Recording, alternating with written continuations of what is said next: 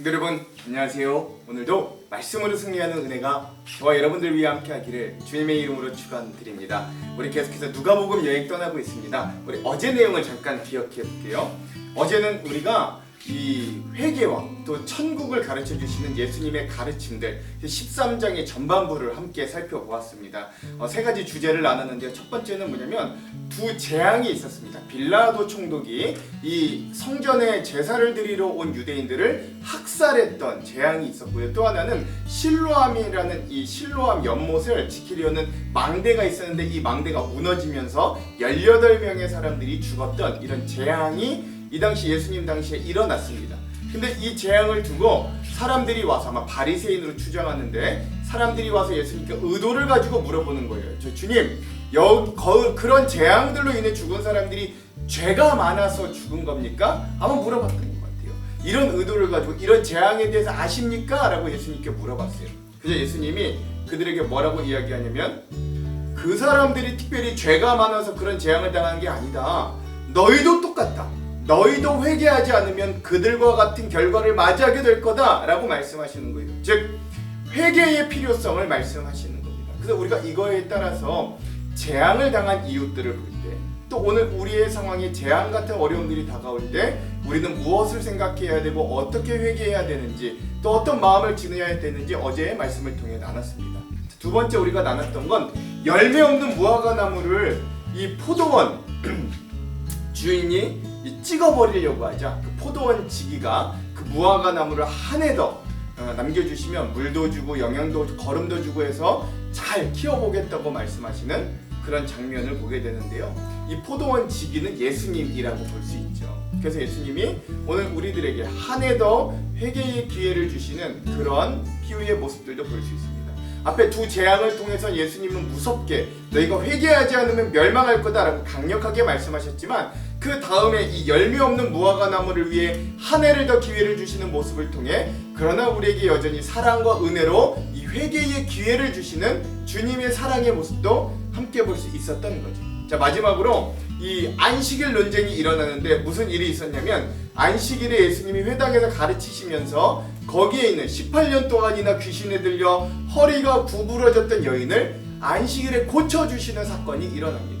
이 당시 여인들이 허리가 굽혀졌던 이유는 우리도 주변에 허리가 굽으신 분들을 자주 보게 되는데 이 젊었을 때 고생을 많이 하고 일을 많이 해서 허리가 구부러지거나 아니면 영양이 없어서 영양이 부족해 허리가 구부러지는 경우들이 있었는데, 즉 그러한 이 고됐던 여인들의 삶을 이해하셨던 주님은 그의 허리를 세워주셔서 그에게 새로운 인생을 허락해 주시는 겁니다. 근데 이걸 안식일에 행했다는 게 문제가 됐던 거예요. 그래서 그 회당에 있던 회당장이 예수님께 왜 지난 6일도 있는데 꼭 안식일에 이렇게 사람을 고치느냐 일을 하느냐 따지게 되죠. 자, 그러자 예수님은 너희 그렇게 따지는 이 유대교 종교 지도자들도 이 안식일에 너희들 이 가축들을 위해서 가축에 물도 먹이고 가축들 풀도 먹이지 않냐? 그건 일 아니냐? 그렇게 따지시면서 어찌 이렇게 18년 동안이나 사단에 매여있던 이 여인을 고치지 않을 수 있겠느냐? 안식일이라고 이 여인을 그냥 모른 채 할 수 있겠느냐? 말씀하시는. 그래서 이 유대교 종교 지도자들은 부끄러워하고 오히려 수많은 사람들이 기뻐했던 놀라운 은혜들을, 그래서 그런 주님의 사랑, 이 연약하고 병든 자들을 고치시고 세워주시고 진정한 말씀의 은혜, 진정한 율법의 은혜를 기억하게 하시는 주님의 은혜들도 우리가 함께 나눴습니다. 자, 오늘은 우리가 이어서 13장의 후반부를 함께 나누는 시간들을 가지려고 합니다. 그래서 오늘은 누가복음 13-2의 시간이고요. 예루살렘으로 향하는 길, 복음의 확장과 배척 6번째 시간입니다. 분량은 13장의 남은 부분 13장 18절에서 35절까지 우리가 함께 나누겠습니다. 제목을 짓자면 어미닭의 품으로 돌아오라 라고 하는 제목을 지었습니다. 왜 이런 제목을 지었는지는 말씀을 함께 나눠보면 잘 아실 수 있을 겁니다. 자, 그러면 오늘 이 부분에 대한 우리가 맥 두 가지를 한번 짚어보면서 이 맥을 따라 이후에 내용과 주안점도 한번 달아보도록 할게요. 자, 첫 번째 맥은요, 오늘 이 누가복음 13장 후반부의 말씀을 통해 구원과 천국에 대해서 한번 깊이 묵상해보는 시간들이 되었으면 좋겠습니다. 두 가지 맥은요, 연약한 병아리와 같은 우리를 여우와 같은 세상 속에서 여전히 어미닭과 같이 품으시는 예수님의 사랑을 신나게 느끼는 그런 말씀 여행 되기도 간절히 소망해 봅니다. 자, 이런 두 가지 맥을 가지고 오늘 13장 후반부의 내용을 한번 들어가 보도록 하겠습니다. 자, 13장 후반부의 내용도 어제에 이어서 회개와 천국, 즉 구원에 대한 예수님의 가르침 두 번째 시간입니다. 제일 먼저 예수님은 천국이 어떤 곳인가에 대해 겨자씨 비유와 누룩의 비유로 이렇게 말씀하십니다. 내용은 이래요. 겨자씨 비유부터 합니다. 예수께서 말씀하셨다. 하나님 나라는 무엇과 같은가? 그것을 무엇에다가 비길까? 그것은 겨자씨의 다음 경우와 같다. 어떤 사람이 겨자씨를 가져다가 자기 정원에 심었더니 자라서 나무가 되어 공중의 새들이 그 가지에 깃들었다. 누룩의 비유도 이래요. 예수께서 다시 말씀하셨다. 하나님 나라를 무엇에다가 비길까? 그것은 누룩의 다음의 경우와 같다. 어떤 여자가 누룩을 가져다가 가루 서말 속에 섞어 넣었더니 마침내 온통 부풀러 올랐다. 그래서 오늘 이 하나님의 나라가 확장되어지는 놀라운 은혜, 겨자씨와 누룩은 아주 작은 거지만 그 작은 것들이 들어가 굉장히 크고 놀라운 일들을 하는 것과 같은 이 하나님 나라 천국에 대한 예수님의 비유를 함께 보았고, 이 부분도 어떤 깊은 의미가 있는가는 주안점에서 함께 나눠보도록 하겠습니다. 그 이후에 그 천국의 비유를 하신 주님은 그 천국에 들어갈 구원을 얻을 자의 정체가 어떤 것인가를 말씀해 주십니다. 내용은 이래요. 예수께서 여러 성읍과 마을에 들르셔서 가르치시면서 예루살렘으로 여행하셨다. 그런데 어떤 사람이 예수께 물었다. 주님, 구원받을 사람은 적습니까?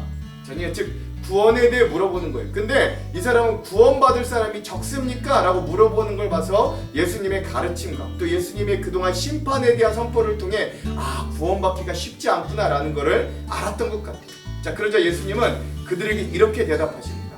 자, 그런 구원받을 사람이 적은 게 아니라 구원받을 사람은 이런 정체를 가져야 된다고 네 가지를 말씀하십니다. 첫 번째, 너희는 좁은 문으로 들어가기를 힘써라. 내가 너희에게 말한다. 들어가려고 해도 들어가지 못하는 사람이 많을 것이다. 즉 적어 보이는 이유는 좁은 문으로 들어가기 때문에 그런다는 거예요. 즉 십자가의 길을 걸어야 된다는 거예요. 그러면서 두 번째, 이 구원받을 자의 정체를 말하는데, 집주인이 일어나서 문을 닫아버리면 너희가 밖에 서서 문을 두드리면서 주인님 문을 열어주십시오 하고 졸라도 주인은 너희가 어디서 왔는지 나는 모른다고 하고 대답할 것이다. 즉 이 구원받을 수 있는, 이 구원을 얻을 수 있는 기간도 한정적이에요. 문이 곧 닫힌다, 임박했다, 그러니 너희에게 시간이 얼마 남지 않았다, 그래서 구원받은 사람이 적어 보인다 라고 말씀하시는 거예요. 그리고 세 번째,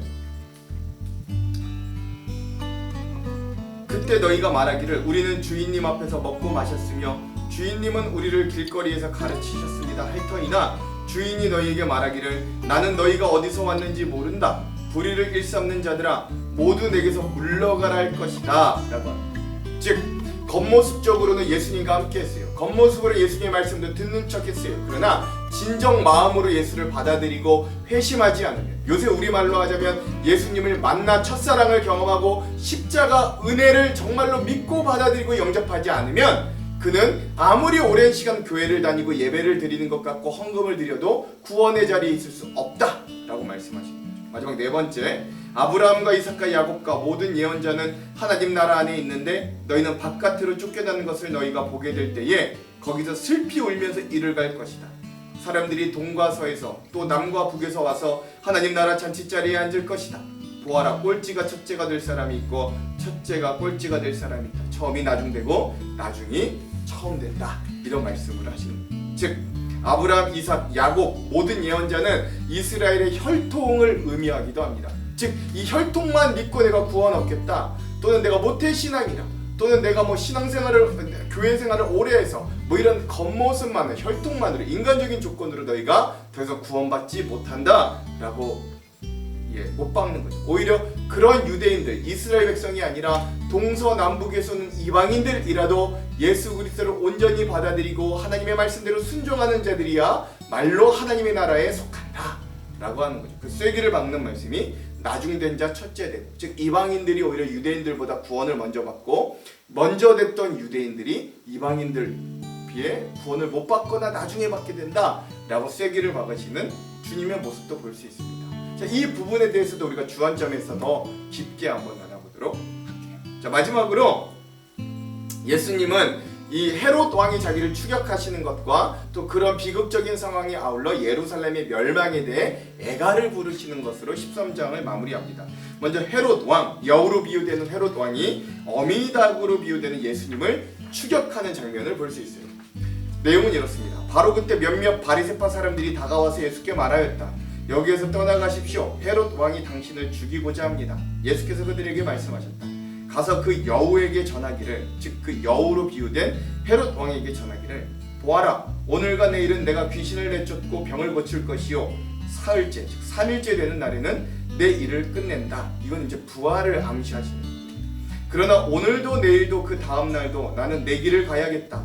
예언자가 예루살렘이 아닌 다른 곳에서는 죽을 수 없기 때문이다. 라고 합니다. 즉 헤롯 왕이 지금 예수님을 아무리 죽이려고 따라와도 하나님의 때가 될 때야 비로소 예수님은 자기의 목숨을 내놓을 수 있다. 그러니 나는 여전히 내 맡은 사역들을 감당하겠다라고 말씀하시는 겁니다. 그럼 이후에 예루살렘, 즉 병아리로 비유되는 예루살렘을 향한 예수님, 즉 어미닭의 애가, 안타까움을 드러내시는 거죠. 즉 멸망할 예루살렘을 보며 예수님이 안타까워하시는 거예요.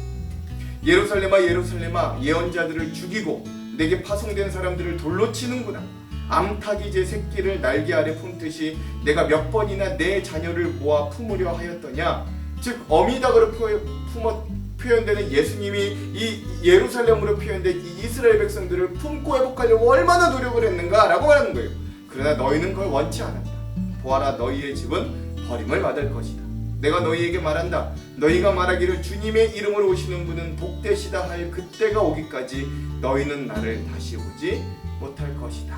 그러면서 이 예루살렘 끝까지 불순종한, 주님의 보호를 끝내 거부한 이 예루살렘과 이스라엘 백성들이 예수님이 재림하시기 전까지 멸망할 것에 대해서 슬픈 마음으로 말씀하시는 예수님의 모습으로 오늘 13장이 마무리됩니다. 이 부분도 이따가 주안점에서 더 깊게 한번 알아보도록 할게요. 자, 그럼 오늘 이 누가복음 후반부의 핵심 구절을 한번 살펴볼게요. 두 군데입니다. 24절과 34절에서 35절입니다. 먼저 24절을 한번 읽어볼게요. 좁은 문으로 들어가기를 힘쓰라. 내가 너희에게 이르노니 들어가기를 구하여도 못하는 자가 많으리라. 아멘. 34절에서 35절. 예루살렘아 예루살렘아, 선지자들을 죽이고 내게 파송된 자들을 돌로 치는 자여, 암탉이 제 새끼를 날개 아래 모음같이 내가 너희의 자녀를 모으려고 한 일이 몇 번이냐. 그러나 너희가 원하지 아니하였도다. 보라, 너희의 집이 황폐하여 버림받으리라. 내가 너희에게 이르노니 너희가 주의 이름으로 오시는 이를 찬송하리로다 할 때까지는 나를 보지 못하리라 하시니라. 아멘. 자, 그래서 오늘 이러한 주님의 말씀을 오늘 누가복음 13장 후반부의 핵심 구절로 삼아 보았습니다. 자, 그럼 오늘 이 부분에 대한 주안점 세 가지를 함께 나누고 오늘 우리가 말씀을 한번 읽어볼게요. 첫 번째, 자, 오늘 우리가 읽을 누가복음 13장 후반부에서 우리가 처음으로 볼 주제는 하나님의 나라가 어떠한 곳인가 라고 하는 예수님의 가르침입니다. 우리 전에 있던 마태 마가복음에서도 많이 나눴죠. 예수님께서는 18해 동안이나 등이 꼬부라져서 허리를 펴지 못한 여자를 고치신 후에 겨자씨와 누룩의 비유를 통해 하나님 나라에 대해서 말씀하고 계십니다. 유대인들은 하나님의 나라가 임한다는 걸 이사야서 57장 7절에서 12절을 근거하여 마치 이스라엘이 회복될 것이다 라는 것들로 착각했어요. 그 당시 유대인들의 하나님의 나라 사상은 이러했습니다. 유대인의 가장 큰 학파 중에 하나인 삼마이파 바리새인들에게는 하나님 나라의 도래가 이 민족의 해방과 이교도들, 이방인들을 물리치는 것을 의미했습니다. 메시아가 오면 그 메시아는 이방인들, 즉 이교도들에게 대해 승리하고서 결국 평화와 정의와 번영을 가져다 줄 것이라고 이 1세기 유대인들은 믿었던 거예요. 이게 우리들에게는 하나님 나라다, 천국이다. 이들은 이렇게 생각했던 거예요. 사람들은 메시아가 임할 때 민족의 해방을 이끌 승리의 힘을 기대했습니다. 그런데 예수님께서는 하나님 나라를 겨자씨와 누룩으로 설명하시는 거예요. 겨자씨와 누룩의 공통점은 인내와 기다림이 필요하다라는 것입니다. 겨자씨 하나를 땅에 심으면 분명히 공중의 새들이 그 가지에 깃들어 모일 것을 볼 것이에요. 그러나 겨자씨가 자라는 것을 인내하며 기다려야 그걸 볼 수 있습니다. 이와 마찬가지로 밀가루 서말 약 40리터를 적은 누룩을 넣어 반죽하고 기다리고 인내해야 그 반죽이 발효되고 부풀어지는 거예요. 바리새인들은 예수님을 겨자씨처럼 작다고 무시했습니다. 갈릴리 나사렛 출신이며 안식일을 어기는 것처럼 보였고 세리와 창녀와 함께 먹고 마시기를 좋아하는 자처럼 여겨졌어요. 바리새인들은 하나님 나라가 선포되는 겨자씨의 능력을 결코 알지 못했습니다. 1세기를 살았던 이 유대인들처럼 힘과 능력으로 하나님 나라를 보여주려고 하지 말아야 됩니다. 오늘 우리도 마찬가지죠. 예수 그리스도께서 친히 겨자씨와 누룩과 같은 천국의 비밀을 우리에게 보여주셨습니다. 예수님께서 심판자로서 이 땅에 오신 것이 아니라 이 은혜의 씨를 이 땅에 뿌리는 자로 오신 거예요. 그가 십자가에 달려 죽으심으로 우리의 죄를 대속하시고 부활하심으로 말미암아 우리 부활의 첫 열매가 되셨습니다. 예수님께서는 그의 백성들에게 예수님께서 인내하심으로 기다렸던 것처럼 복음을 위하여 인내하고 기다릴 것을 오늘 우리들에게도 원하십니다. 우리의 연약함으로 좌절하지 말아야 됩니다.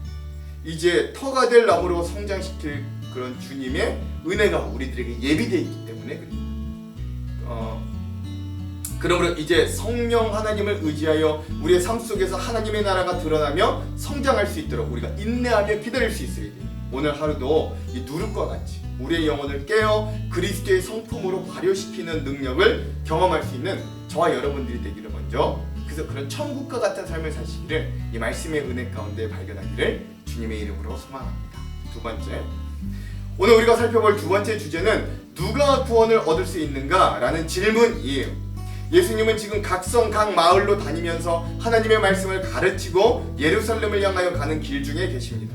그래서 만일 예수님께서 질문했던 이 어떤 사람이 예수님과 동행하면서 그분의 말씀을 듣고 있었다면 이 구원을 받는 자가 적습니까? 라는 질문이 나올 법도 합니다. 왜냐하면 예수님은 최근에 가시는 곳마다 아주 분명하게 심판의 말씀을 가르치셨기 때문이에요. 예수님은 침몰하는 배처럼 이 세상이 곧 멸망하게 될 것이라고 경고하셨습니다. 하지만 이 혹자는 단지 궁금해서 물어본 것만은 아니었어요. 만일 그가 유대인이었다면 보통 유대인의 상식적인 생각처럼 몇몇 이단이나 범죄자들 외에 모든 이스라엘 사람들은 하나님 나라 백성에 포함됐다는 자부심을 가지고 있었을 겁니다. 아브라함과 이삭과 야곱의 자손으로서 자신들은 기본적으로 혈통적으로 구원받을 자격이 주어져 태어났다라고 믿고 있었던 거예요. 그런 그에게 예수님이 이렇게 대답하십니다. 예수님은 구원받는 수가 적습니까? 라고 혹자가 물었지만 예수님은 그 질문에 곧이곧대로 대답해 주시지 않습니다.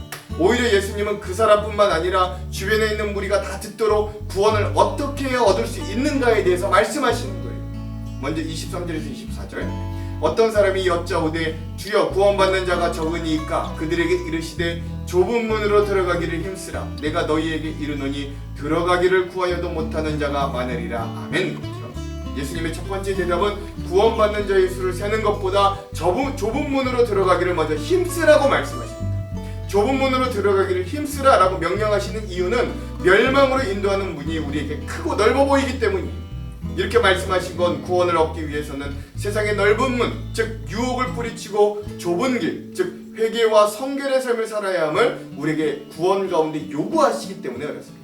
두 번째로 예수님의 대답은 구원받는 자의 수가 적다 많다 세는 것보다 하나님 나라에 들어갈 수 있는 기회는 한정적이니 기회가 있을 때마다 즉각적으로 예수 그리스도를 믿고 영접하여 구원을 얻기에 힘써야 된다는 것을 말씀해 주십니다. 25절, 집주인이 일어나 문 한 번 닫은 후에 너희가 밖에 서서 문을 두드리며 주여 열어주소서 하면 그가 대답하여 이르되 나는 너희가 어디에서 온 자인지를 알지 못하노라 하리니. 아멘.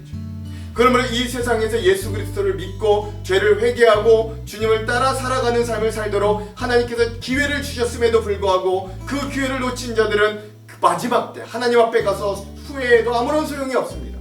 그러므로 이 땅에서의 삶에서 우리는 구원에 집중하며 살아가야 돼요.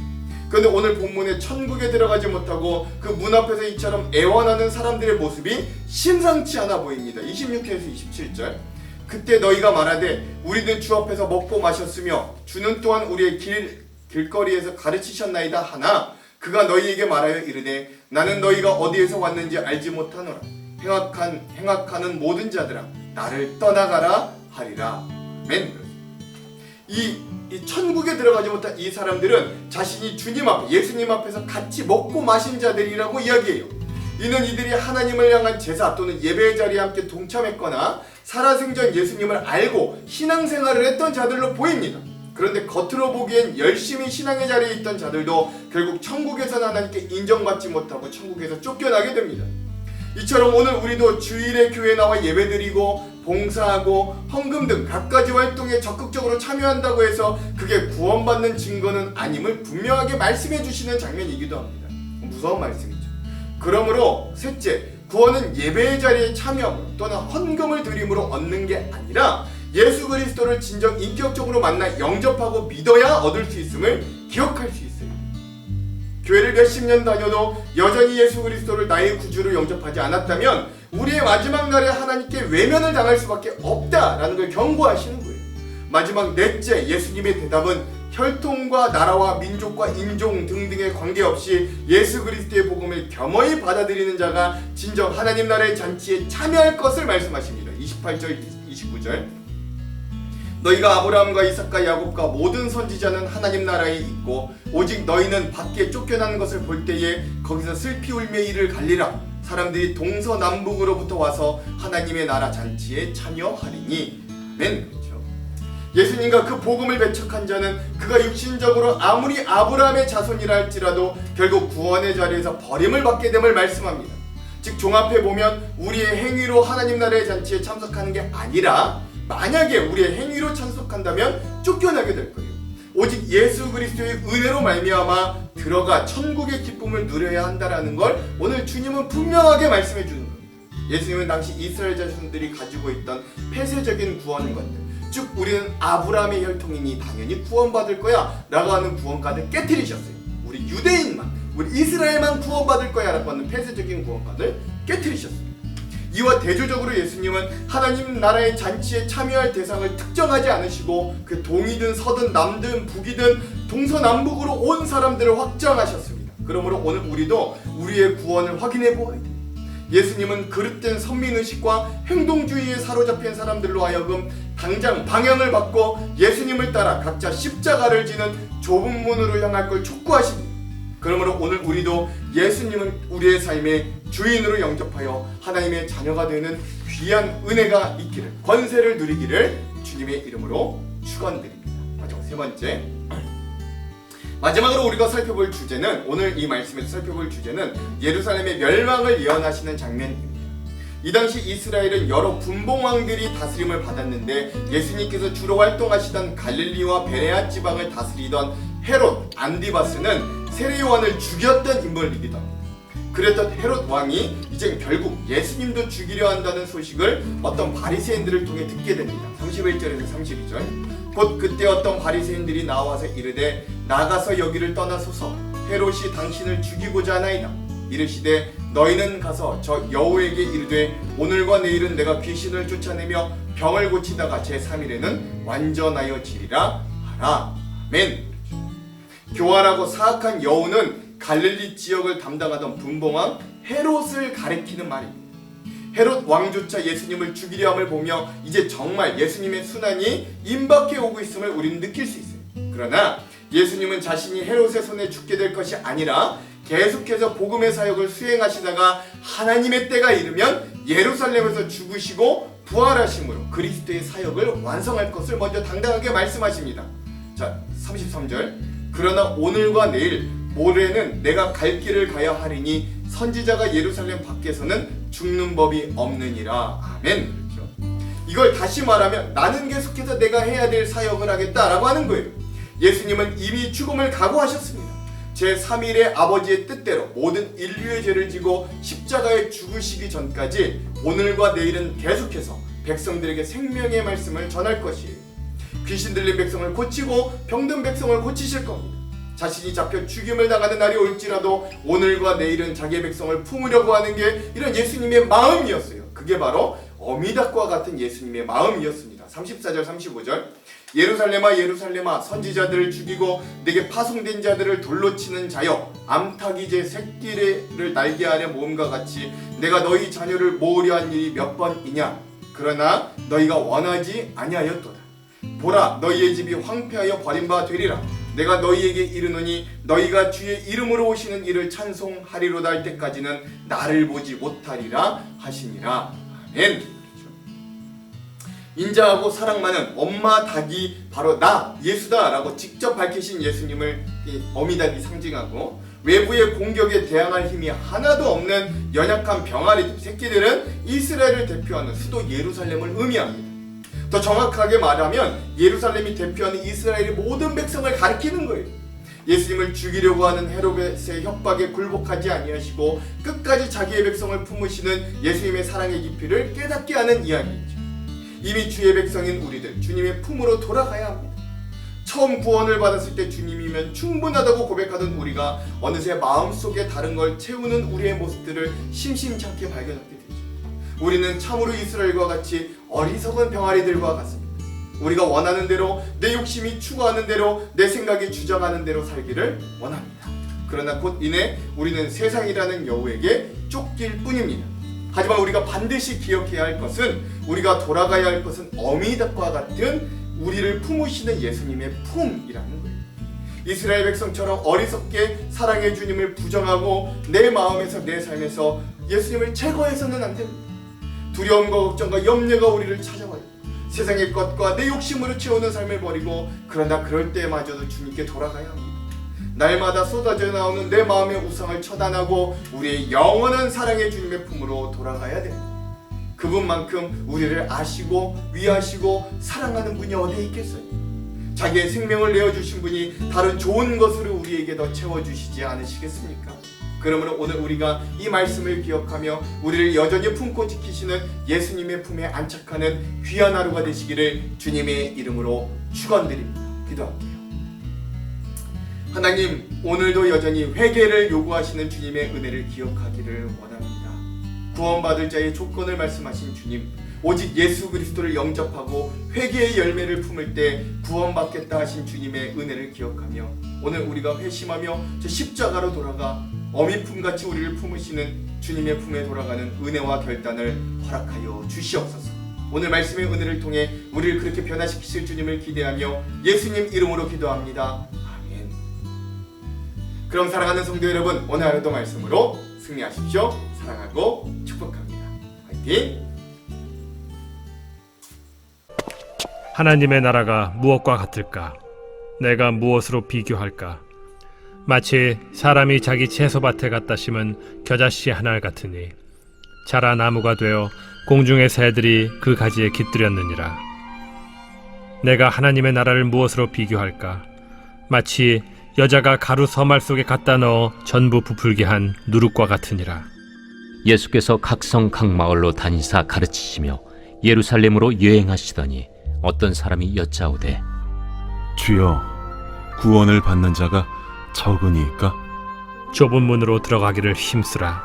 내가 너희에게 이르노니 들어가기를 구하여도 못하는 자가 많으리라. 집주인이 일어나 문을 한 번 닫은 후에 너희가 밖에 서서 문을 두드리며 주여 열어주소서 하면 그가 대답하여 이르되 나는 너희가 어디에서 온 자인지 알지 못하노라 하리니, 그때 너희가 말하되 우리는 주 앞에서 먹고 마셨으며 주는 또한 우리를 길거리에서 가르치셨나이다 하나, 그가 너희에게 말하여 이르되 나는 너희가 어디에서 왔는지 알지 못하노라. 행악하는 모든 자들아 나를 떠나가라 하리라. 너희가 아브라함과 이삭과 야곱과 모든 선지자는 하나님 나라에 있고 오직 너희는 밖에 쫓겨난 것을 볼 때 거기서 슬피 울며 이를 갈리라. 사람들이 동서남북으로부터 와서 하나님의 나라 잔치에 참여하리니 보라, 나중된 자로서 먼저 될 자도 있고 먼저 된 자로서 나중될 자도 있느니라. 곧 그때 어떤 바리새인들이 나와서 이르되, 나가서 여기를 떠나소서. 헤롯이 당신을 죽이고자 하나이다. 너희는 가서 저 여우에게 이르되 오늘과 내일은 내가 귀신을 쫓아내며 병을 고치다가 제3일에는 완전하여지리라 하라. 그러나 오늘과 내일과 모레는 내가 갈 길을 가야 하리니 선지자가 예루살렘 밖에서는 죽는 법이 없느니라. 예루살렘아, 예루살렘아, 선지자들을 죽이고 내게 파송된 자들을 돌로 치는 자여, 암탉이 제 새끼를 날개 아래 모음같이 내가 너희의 자녀를 모으려 한 일이 몇 번이냐. 그러나 너희가 원하지 아니하였도다. 보라, 너희 집이 황폐하여 버림바 되리라. 내가 너희에게 이르노니 너희가 주의 이름으로 오시는 이를 찬송하리로다 할 때까지는 나를 보지 못하리라.